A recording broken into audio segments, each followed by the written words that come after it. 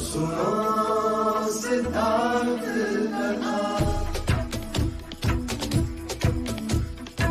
सत्य कथा, पुरुषार्थ कथा, सुनो सुनो सिद्धार्थ कथा। चढ़ते सूरज सा तेजवान वो कीर्तिमान, हुंकार भरे जब कूच करे, थर थर कांपे आसमान। वो राजपुत्र वो शूरवीर, पर्वत को भेद दे उसके तीर, शांति का स्रोत करुणा की धार, निर्झर झरे मन से अपार। वो राजपुत्र वो शूरवीर, पर्वत को भेद दे उसके तीर, है शाक्य वंश का वो तारा, जगमग है जिससे जग सारा। सत्य कथा, पुरुषार्थ कथा, सुनो सुनो सिद्धार्थ कथा।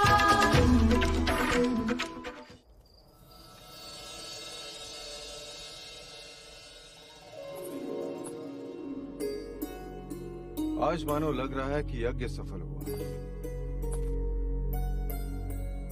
आज कपिल वस्तु की आंखों में मैंने भावी सम्राट की छवि देख ली। प्रजा, तथास्तु। सच, आज का दिन बहुत ही शुभ है। सिद्धार्थ ने अपनी क्षत्रियता का प्रमाण दे दिया और 10 वर्ष पश्चात यशोधरा को देख के मन प्रसन्न हो गया। हाँ प्रजा, परंतु चिंता इस बात की है कि देवदाह लौटने के पश्चात राजा दंडपानी उसके साथ कैसा व्यवहार करेंगे। बिना उनकी आज्ञा लिए यहाँ जो आई है। कुछ नहीं होगा। पिता कितना भी कठोर हो, पुत्री के आगे झुक ही जाता है। क्यों? क्योंकि वो जानता है पुत्री पिता के यहाँ अतिथि होती है।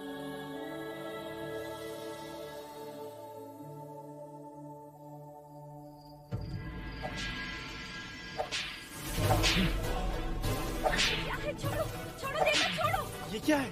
छोड़ो, छोड़ो देवदत्त, छोड़ो। ये क्या कर रही है? ये सब क्या है देवदत्त? एक पराजित योद्धा को दंड दे रहा हूँ। अपने मरते हुए अहंकार को जीवित रखने का प्रयत्न कर रहा हूँ। निराश न हो देवदत्त, और ये कोई अंतिम प्रतियोगिता नहीं है। आज सिद्धार्थ का भाग्य अच्छा था तो वो जीत गया, परंतु कल कुछ नहीं होगा पिताजी। कल एक भव्य शोभा यात्रा होगी। सब कुमारों के साथ मैं भी अश्व पर होऊंगा और रथ पे सवार होंगे युवराज सिद्धार्थ गौतम, और सब तरफ मेरी पराजय का शंखनाद होगा और कुछ नहीं। हृदय छोटा ना करो पुत्र, तुम्हारी पराजय में भी तुम्हारी विजय है। देने को आश्वासन अच्छा है पिताजी, किंतु इसमें मेरी कोई आस्था नहीं।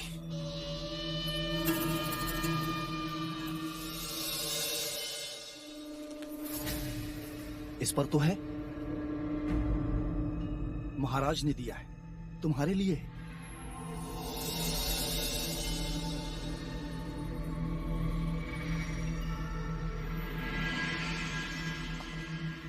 संगीत उत्सव में तो तुम आए नहीं, परंतु महाराज ने मुझे स्वयं बुलाकर कहा कि मैं जानता हूं देवदत्त निराश होगा।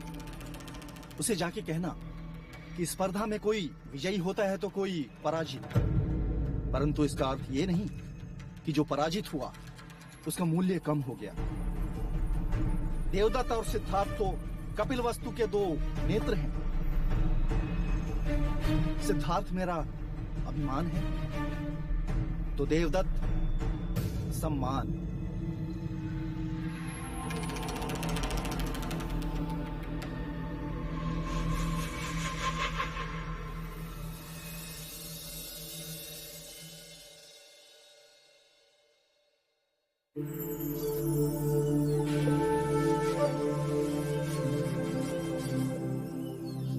मुझे वहाँ अकेला छोड़कर यहाँ क्या देख रहे हो? राजप्रसाद की सीमा। उसमें देखने जैसा क्या है? कल शोभा यात्रा होगी गोपा। कल प्रथम बार मैं राजप्रसाद की सीमा पार जाऊंगा। क्या तुम आज तक कभी राजप्रसाद के बाहर नहीं गए? नहीं। अर्थात राजप्रसाद के बाहर की सृष्टि के बारे में तुम जानते ही नहीं? जानता हूँ ना, गुरुओं से, वेदों से, उपनिषदों से, अतीत की कहानियों से, मन की आंखों से इस खूबसूरत सृष्टि को देखा है मैंने। पर कल प्रत्यक्ष अनुभव होगा। कल प्रथम बार नगर के द्वार मेरे लिए खुलेंगे। कल मैं अपनी प्रजा से मिलूंगा। मैं भी तुम्हारे साथ चलूंगी। अतिथि देवो भव।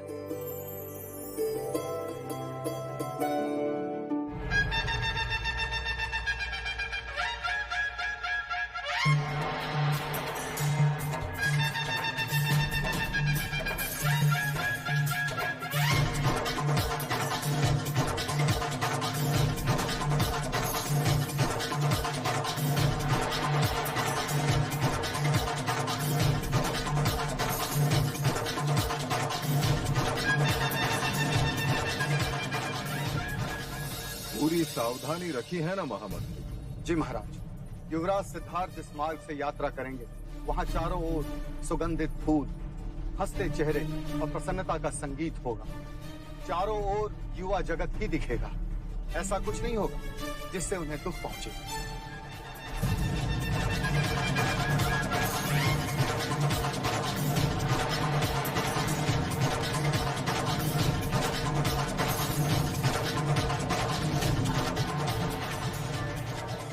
युवराज, जब आप महाराज बने तो मुझे अपना रक्षक बना लेना। सुना है कपिल वस्तु के लोग तुरंत अपने हृदय में किसी को नहीं बसाते, पर तुम तो अभी से इनके हृदय पर राज कर रहे हो।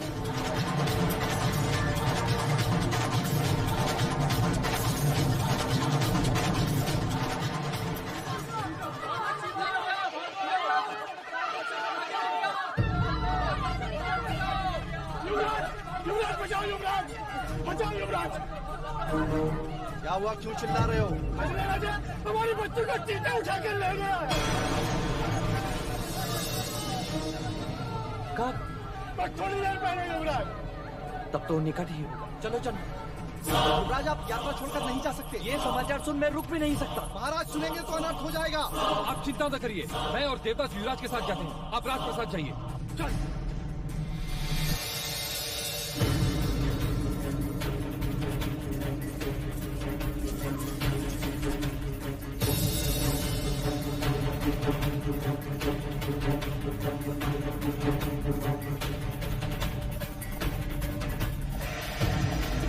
क्या चीते यहाँ अधिकांश देखे जाते हैं? नहीं युवराज, कुछ ही दिन हुए जंगल में आग लगी थी, तब चीते बस्ती की ओर आ गए।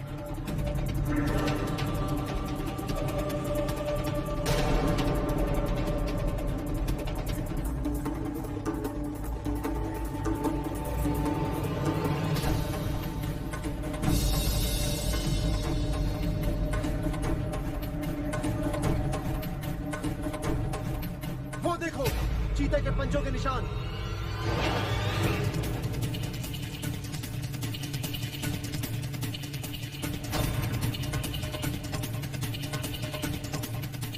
पंजों के चिन्ह पूरब दिशा की ओर जा रहे हैं। चलो। चीता अपने आखेट को दूर तक नहीं ले जा सकता, वो यही कहीं होगा। केवल एक बार दिखाई दे जाए, जीवित नहीं छोड़ूंगा उसे। नहीं देख, तुम उसकी हत्या नहीं करोगे, हम उसे जीवित पकड़ेंगे।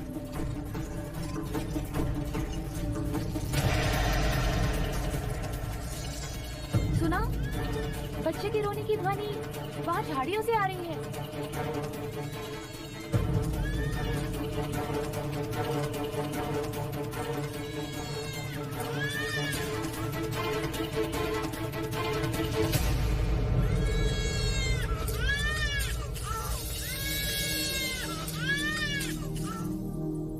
ये तो चमत्कार हो गया, बालक जीवित है।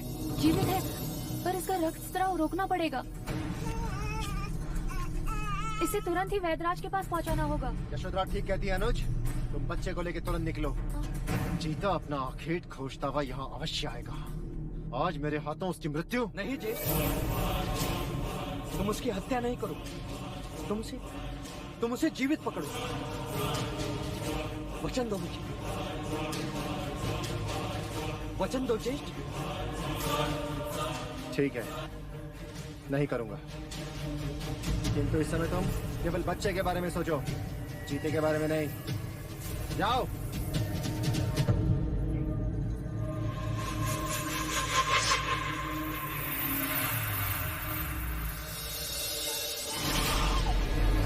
वैदराज को बुलाइए।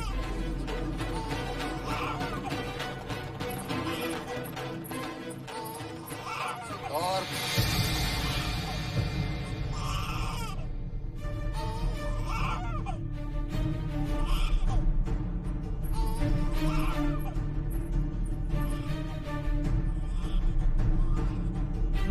तुम्हें इस बच्चे को यहाँ लाने की कोई आवश्यकता नहीं थी। किसी सैनिक के हाथों भेज दिया होता। बच्चे को घायल देख मैं अपने आप को रोक ना सका पिताजी। परंतु लोग क्या कहेंगे? प्रजा एक पराक्रमी राजा चाहती है, दयावान नहीं। प्रथम तो तुम्हें शोभा यात्रा छोड़कर जाना नहीं चाहिए था। यदि गए तो चीते के अखेट पर जाते। इस बच्चे को यहाँ लाने की क्या आवश्यकता थी? एक भावी सम्राट को हर्ष अपनी छवि का ध्यान रखना चाहिए युवराज। प्रणाम महाराज।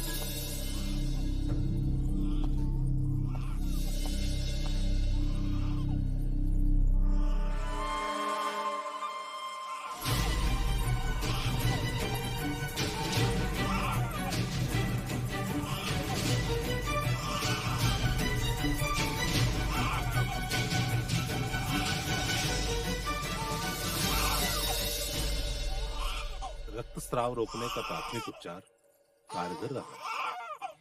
किसने किया है? यशोधरा ने। ईश्वर की कृपा से बहुत साधारण घाव आए, शीघ्र ठीक हो।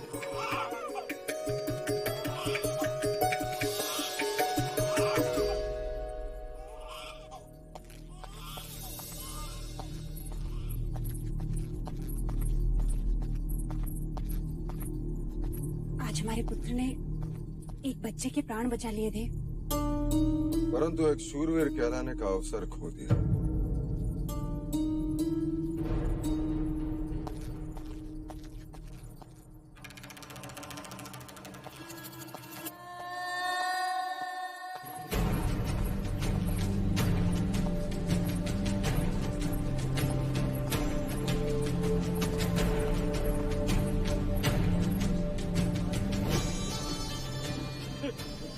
आप जैसे युवराज पाकर धन्य हो गए युवराज, हम धन्य हो गए युवराज, धन्य हो गए।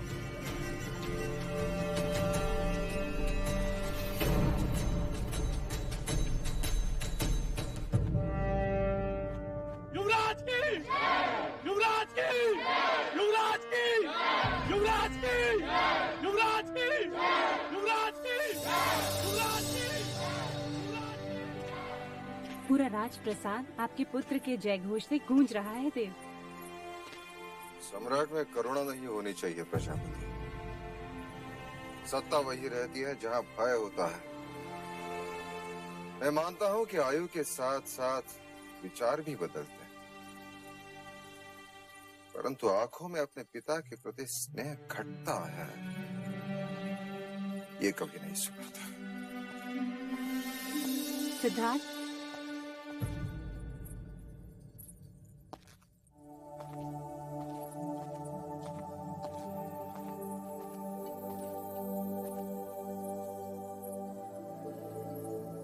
तुम अपने पिता से कितना स्नेह करते हो?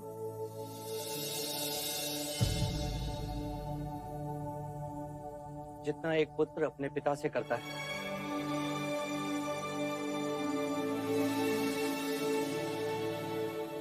तुम उनके लिए क्या कर सकते हो?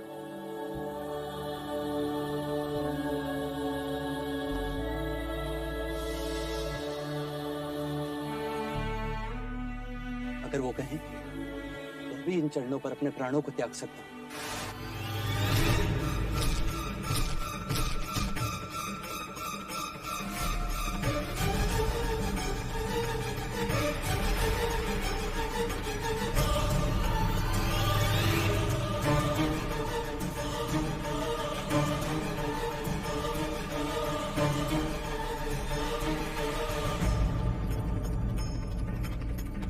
ये क्या है देवदत्त?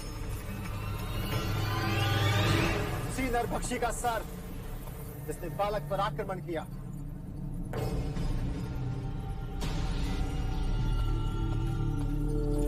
ये तुमने क्या किया जिष्ट?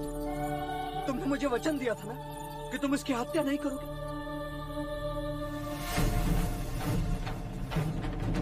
और काका, हमने प्रयत्न किया था सिद्धार्थ, परंतु वो भाग रहा था। ये तो देवदत्त की वीरता थी, नहीं तो वो हमारे हाथ से निकल जाता। तो क्या उसे जीवित नहीं पकड़ सकते थे? तो क्या होता उससे? हमसे कहीं दूर जंगल में छोड़ा थे ताकि वो नरभक्षी किसी और के प्राण ले सके। वो नरभक्षी नहीं होते, हम उन्हें बनाते। उसने मनुष्य के बच्चे के प्राण लिए हैं। नहीं, वो बच्चा सुरक्षित है। और यदि उसकी मृत्यु हो जाती तो? मात्र शंका और एक प्राणी के जीवन को समाप्त कर दिया आपने। आखिर कहते हैं सिद्धार्थ, यदि मुझे संभवता लगे कि कल राज्य पाने के लिए तुम मेरी हत्या कर दोगे तो क्या अनुचित करूंगा? यदि मैं आज ही तुम्हारा वध कर दूं तो ज्येष्ठ।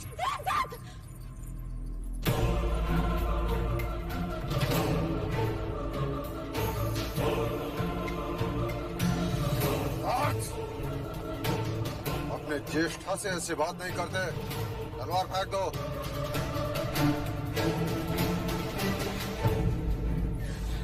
देवदत्त सत्य कह रहा है युवराज सिद्धार्थ।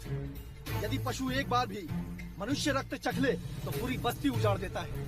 और युद्ध के नाम पर हम मनुष्य होकर भी बस्तियां नहीं उजाड़ते। केवल वीरता दिखाने के लिए हम उनका जीवन छीन लेते हैं। परीक्षा हमारी और प्राण गंवाए वो हमारे लिए आखिर का आनंद और उनके लिए जीवन का अंत। क्या यह अन्याय नहीं? नहीं, मेरे देवदत्त ने कोई अन्याय नहीं किया। कहीं ये ईर्ष्या तो नहीं कि जो कार्य तुम्हें एक युवराज को करना चाहिए वही कार्य मेरे पुत्र ने पूरा कर दिया। तुम्हें तो इसकी प्रशंसा करनी चाहिए, परंतु तुम इसी को दोषी ठहरा रहे हो। क्या ये अन्याय नहीं?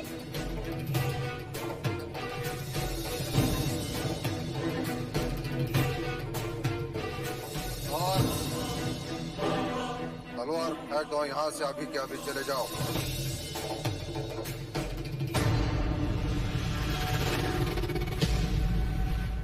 चले जाओ।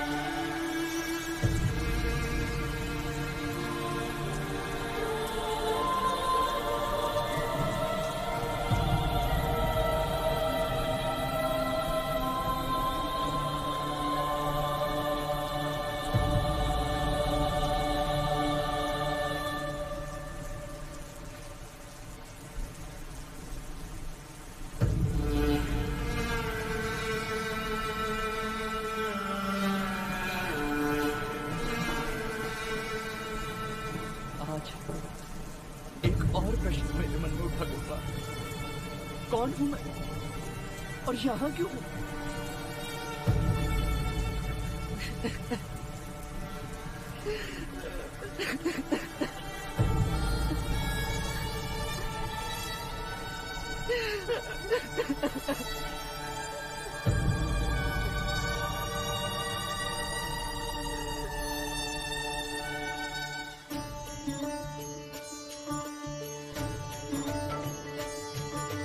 आरती उतारो श्री राम रघुवर की, राम रघुवर की, श्री राम सीवर की, राम रघुवर की, श्री राम सीवर की।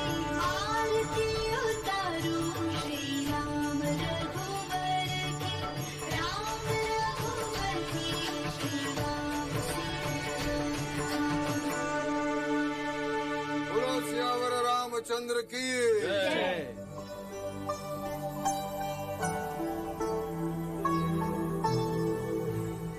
महादेवी, आज का श्रृंगार अद्भुत है। आज श्रृंगार यशोधरा ने किया है। यशो, आज कोई पर्व है जिसे हम भूल रहे हैं? मुझे स्मरण नहीं, तुम ही बताओ आज क्या है? आज मैं अपने घर देवदा लौट रही हूँ बुआ।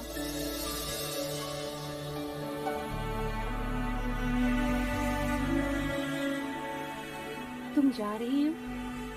अभी तो तुम्हें जी भर के देखा भी नहीं, और तुम कुछ दिन और रुको हमारे पास। सुन लिया राम जी, बुआ कह रही है कि मैं कुछ दिन और रुक जाऊं। अब आप ही बताइए इन्हें कि वहाँ पिताजी को कौन समझाएगा। यहाँ मुझे देखकर इनका मन नहीं भर रहा, और वहाँ देवदाह में मुझे ना देखकर पिताजी का मन क्रोध से भर गया होगा।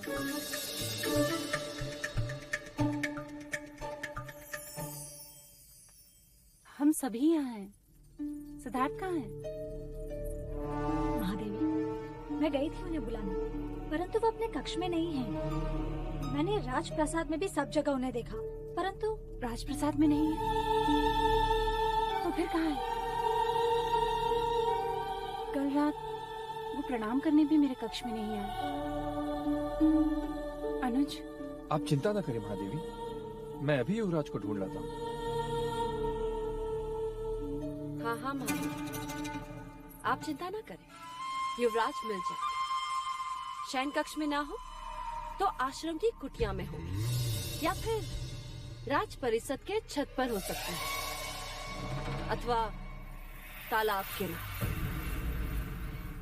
नहीं, चन्ना के साथ अश्वशाला में बैठे, अथवा आचार्य कौंडिन्य के साथ ज्ञान गोष्ठी में बैठे हो। कल तो युवराज ने बड़ी ठिठोली की जब आचार्य अश्वपाल ने उनसे राजनीति सीखने की बात की, तो कहने लगे स्वार्थ के पाखंडी खेल का नाम है राजनीति।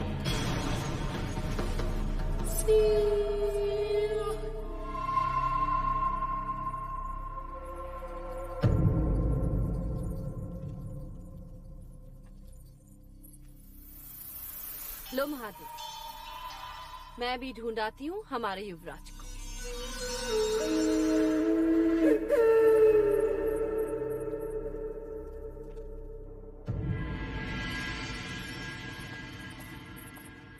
युवराज मिले? नहीं, सारा राजप्रसाद फिर से देख लिया। युवराज तो नहीं मिले, परंतु उनके कक्ष में। कक्ष में? कक्ष में क्या? आप स्वयं देख लें।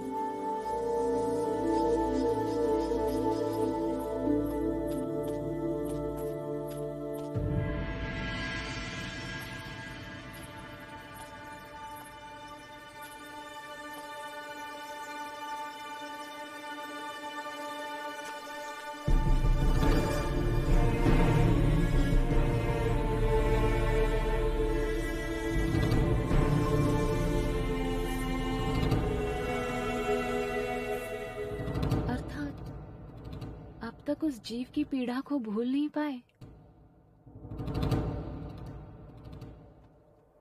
मेरा हृदय ग्लानि से भरा है। मुझे मेरी बात को समझ ही नहीं रहा। सब मेरी बात का विरोध कर रहे हैं। गुरुदेव, क्या ज्येष्ठ के कृत्य का विरोध करना अनुचित था? युवराज, जिस प्रकार हाथ की पांचों उंगलियां समान नहीं होती, उसी प्रकार मनुष्य की प्रकृति भी एक समान नहीं होती। तुम अहिंसा को मानते हो देवदत्त।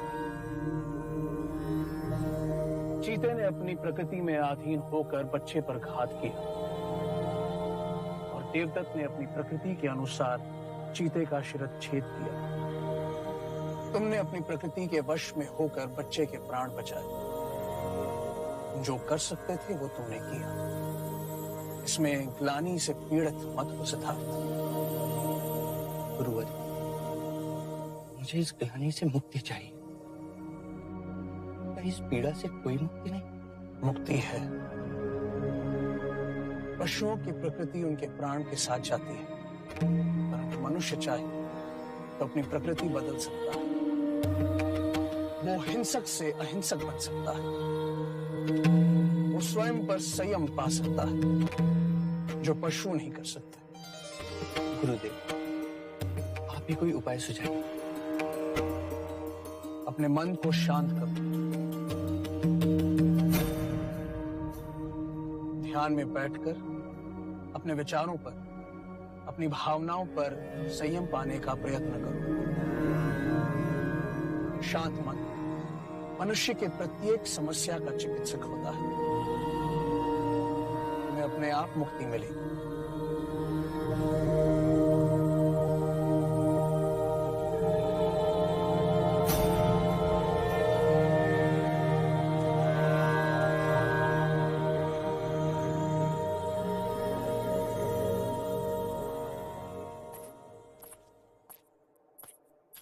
यशो, कहाँ चली गई थी मुझे छोड़ के? सिद्धार्थ को ढूंढने बुआ। उसे पता है कि आज मैं देवदाह लौट रही हूँ और बिना कुछ बताए चला गया। पिताजी से विरोध कर मैं उसकी परीक्षा में उसका उत्साह बढ़ाने चली आई, और वो है कि यदि वो युवराज है तो मैं भी राजकुमारी हूँ। अब जब तक वो मुझे देवदाह लेने नहीं आएगा, मैं भी कपिलवस्तु नहीं आऊंगी। आने दे सिद्धार्थ, आज मैं तेरी ओर से उसे डांटूंगी। फिर तो ठीक है ना? नहीं बुआ, जब वो आए उसे मेरी तरफ से बहुत प्रेम देना। कहना कि विदाई की बेला गोपा उसे बहुत स्मरण कर रही थी। प्रणाम महादेवी। अनुज, अमितोधन ने सिद्धार्थ को ढूंढ लिया? नहीं, अभी तक वो आए नहीं। मैं यहाँ यशोधरा को लेने आया हूँ। मार्ग बहुत लंबा है। यशोधरा हमें शीघ्र ही प्रस्थान करना होगा। रात होने से पहले हमें जंगल पार करना होगा। हाँ मजले मामा, मैं अभी आई।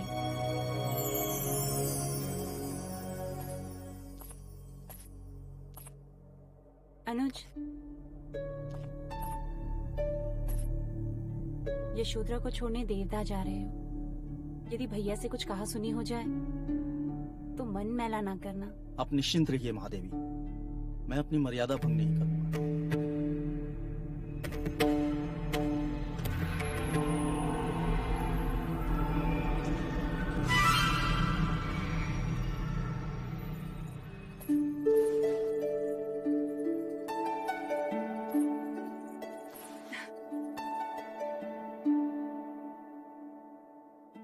अमिता दीदी से कहना, उनकी हंसी आज भी कपिलवस्तु में गूंज रही। मेरी तरफ से उन्हें खूब हंसाना।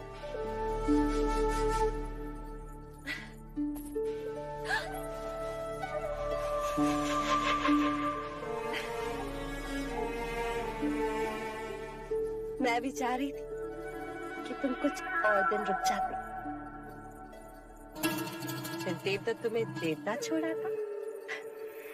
कह भी रहा था अभी तक तुम्हें यशोधरा से ठीक से मिला भी नहीं। अति शीघ्र आओ।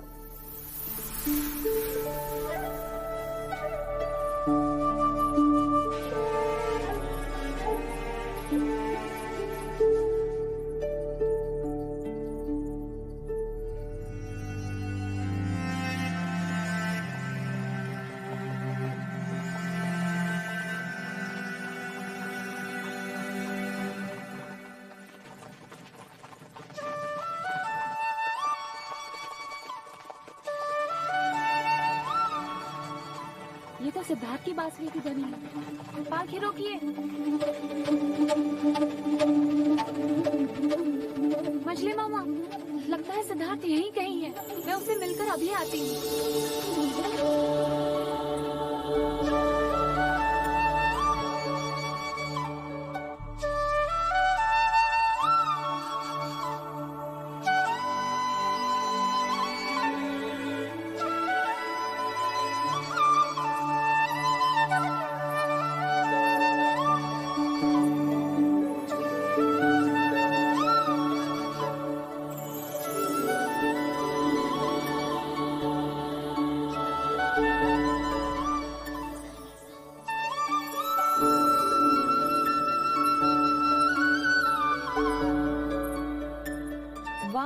आतिथ्य। गोपा, तुम यहाँ? और यही प्रश्न मैं करूं, तुम यहाँ तो? वहाँ राजप्रसाद में सब तुम्हें ढूंढ रहे और तुम हो कि माना कि कोई डांटे तो बुरा लगता है, पर इसका अर्थ ये नहीं कि तुम सबसे रूठकर इस तरह वन प्राणी बन जाओ। ठीक है, मुझसे नहीं मिलना तो ना मिलो, वैसे भी मैं जा रही हूँ। 10 वर्षों के पश्चात आई हो, 10 दिन भी नहीं रुकोगी? रुक भी जाऊं तो करूंगी क्या? राजप्रसाद में तुम्हें ढूंढती फिरूंगी, और क्या करूंगी? मैं भी वही कर रहा हूँ। क्या? तुम किसे ढूंढ रहे हो? स्वयं को। लोग ईश्वर को ढूंढते हैं, और तुम स्वयं को? हाँ। यदि किसी दिन मुझे ईश्वर मिल गए और उन्होंने कहा, कौन हो तुम? तो क्या कहूंगा मैं, जब मैं स्वयं को नहीं जानता? तो जान लो, देख लो, मिल लो मेरी आंखों में स्वयं से।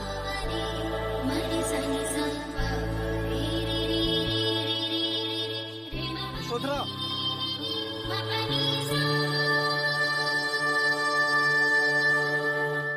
तुम्हारे जाने का समय हो गया गोपा। जाने से पहले तुमसे एक बात कहनी थी सिद्धार्थ। क्या? यदि तुम बुरा ना मानो तो। मित्र मानता हूं मैं तुम, और तुम्हारे कहे पर बुरा मानने की दुष्टता मैं कैसे कर सकता हूँ? तो वचन दो, आज के पश्चात कभी ऐसा बर्ताव नहीं करोगे जिससे किसी को दुख पहुंचे। मामा महाराज नहीं चाहते कि तुम साधु सन्यासी की तरह ध्यान में बैठो, और बुआ ये नहीं चाहती कि तुम सबसे अलग अलग रहो, अकेले रहो। मैं कभी अकेला नहीं होता। प्रत्येक क्षण मेरे प्रश्न मेरे साथ होते। ये प्रश्न ही तुम्हारी समस्या के जड़ हैं। हमारे देवदाह में एक गुरुजी आए थे, बड़ी अच्छी बात कही थी उन्होंने। जीवन को इतनी गंभीरता से ना जियो बालक, अन्यथा जीवन नीरस हो जाएगा। यशोधरा, और तुम भी द्रोणोदन काका के बुलावे को अनसुना ना करो बालिके, अन्यथा वो क्रोधित हो जाएंगे।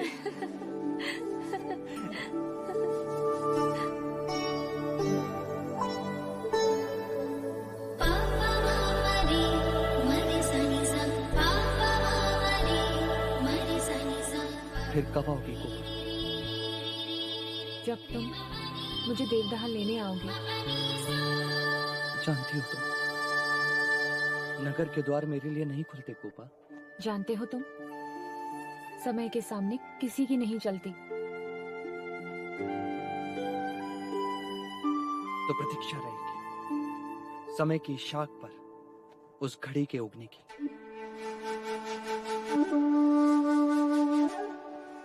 जाते जाते एक और बात कहनी थी सिद्धार्थ। जा रही हो तुम? हाँ, वो तो है। कहो। पिछली बार देवदाह जाते समय तुमने मुझे बीज दिए थे। सारा देवदाह फूलों से भर गया है, पर इस बार मेरी भेंट उधार रही।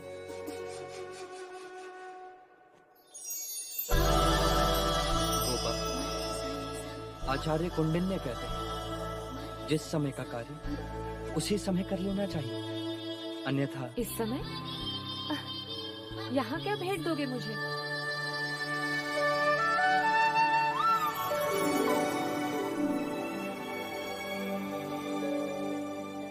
बीज दिए तो देवदाह फूलों से भर गया। बांसुरी दे रहा हूं, पूरा जीवन संगीत से भर जाएगा।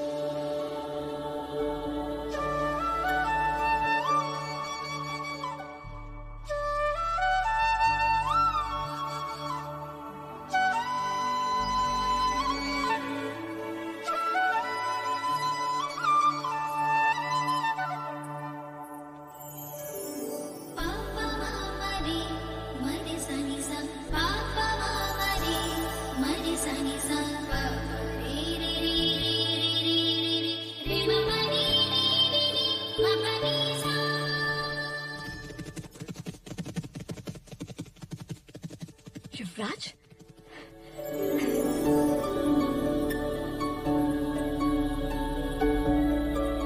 महादेवी, युवराज आ गए महादेवी।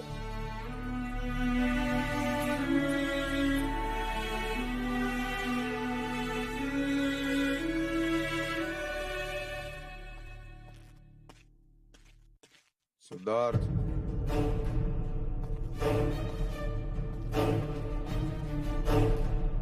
कहाँ से आ रहे हो? उद्यान में टहलने गया था पिताजी। अथवा ध्यान में बैठने के लिए गए थे या बांसुरी बजाने? बांसुरी तो मैंने गोपा को दे दी। ये लो मेरी तलवार। मेरी इच्छा है मैं जब भी तुम्हें देखूं एक क्षत्रिय की तरह अपने शस्त्र के साथ देखूं।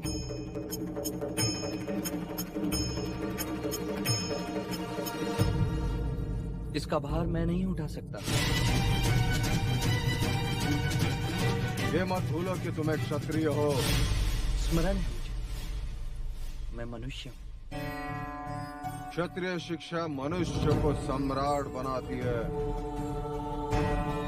और तुम्हारी शिक्षा ने तुम्हें इतना निर्बल बना दिया है कि अपने पूर्वजों की तलवार का बोझ नहीं उठा सकते।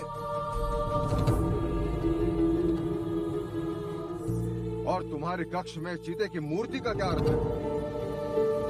उसकी पीड़ा मेरे हृदय पर घात कर रही थी और मेरे मन उस पत्थर पर घात कर रही और मूर्ति बन गई। सिद्धार्थ, कर्म ऐसे करो जिस पे अभिमान हो, ना के। जी महादेवी, जाओ जाके भोजन का प्रबंध करो। युवराज ने सुबह से कुछ नहीं खाया। सिद्धार्थ, चाहो तो जाके स्नान कर लो।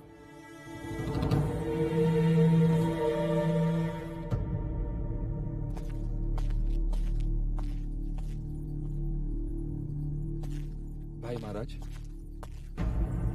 मैं कई दिनों से निरीक्षण कर रहा हूं। सिद्धार्थ की आचार्य कौंडिन्य के साथ घनिष्ठता बढ़ती जा रही है। ये उनकी संगत और शिक्षा का ही परिणाम है कि युवराज ध्यान के प्रति आकर्षित हो रहे हैं।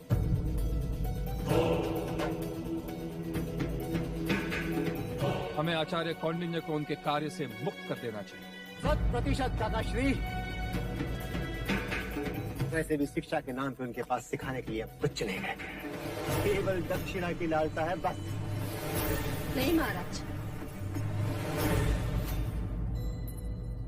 हमें ऐसा कुछ नहीं करना चाहिए। आचार्य कौंडिन्य कपिलवस्तु के सबसे बड़े बुद्धिजीवी हैं। उनकी संगत में रहकर सिद्धार्थ को सही मार्ग मिलेगा। उनके ज्ञान से हमें सिद्धार्थ को वंचित नहीं रखना चाहिए।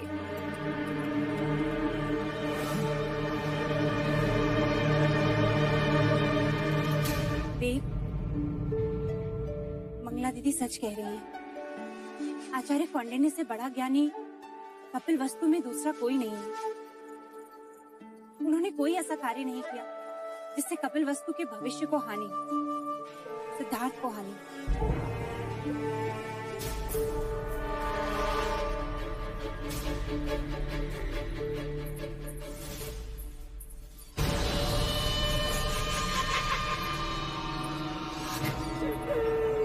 देवदत्त, आप आपको क्या आवश्यकता थी मजलिका की बात का विरोध करने की? माँ, आप तो जानती हैं कि गुरुवर कौंडिन्य सिद्धार्थ के कितना निकट है और मुझसे कितने मतभेद हैं उनके। बचपन से लेकर आज तक हमेशा उन्होंने सिद्धार्थ का पक्ष लिया है, मुझसे केवल घृणा की है। और आज जब उनकी निवृत्ति की बात आई तो आपने